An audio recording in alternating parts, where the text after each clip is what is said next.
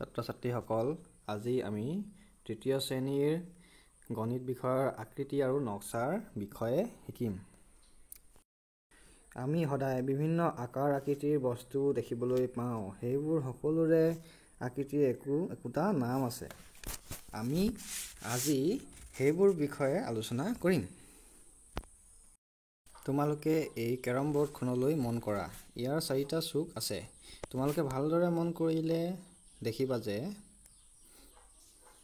ইয়াৰ 4টা কাষ সমান। এনে আকৃতিবোৰক বৰ্গাকৃতি বুলি কোৱা হয়। তোমালোকে মন কৰিলে দেখিবলৈ পাবা যে এই ফটোৰ সেইখনত কেইবাটাও বৰ্গাকৃতিৰ বস্তু আছে।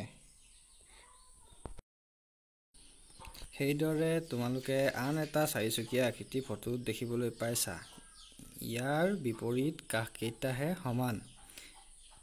ইয়াক আয়তাকৃতি বুলি কোৱা হয়। তোমালোকে মন কৰিলে দেখিবা যে তোমালোকৰ গণিতৰ কিতাপখনো এটা আয়তাকৃতিৰ বস্তু, যাৰ বিপৰীত কাষকেইটা সমান। তোমালোকে মন কৰিলে দেখিবলৈ পাবা যে এই ফটোখনত এটা 3টা চুক থকা বস্তু আছে। এনেকুৱা 3টা চুক থকা বস্তুবোৰক আমি ত্ৰিভুজ বুলি কওঁ। ত্ৰিভুজৰ 3টা চুক থাকে আৰু তাৰ 3টা কাষ থাকে। এই ফটোখনত তোমালোকে এখন বেলনা দেখিবলৈ পাইছা। বেলনাখনৰ কোনো চুক নাই। চাৰিওফালে ঘূৰণীয়া। এনে ঘূৰণীয়া বস্তুবোৰক আমি বৃত্তাকৃতিৰ বস্তু বুলি ক'ব পাৰোঁ। আমি সদায় বিভিন্ন ধৰণৰ বৃত্তাকৃতিৰ বস্তু দেখিবলৈ পাওঁ, যেনে প্লেট, জোনবাই ইত্যাদি।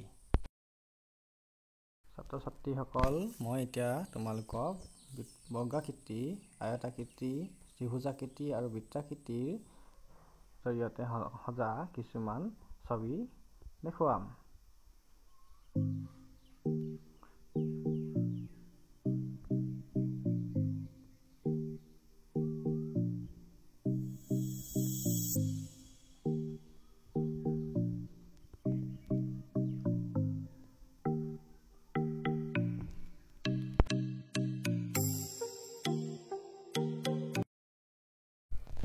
এতিয়া তোমালোকেও এই আকৃতিসমূহৰ জৰিয়তে কিছুমান ছবি আঁকিবলৈ যত্ন কৰা। ধন্যবাদ।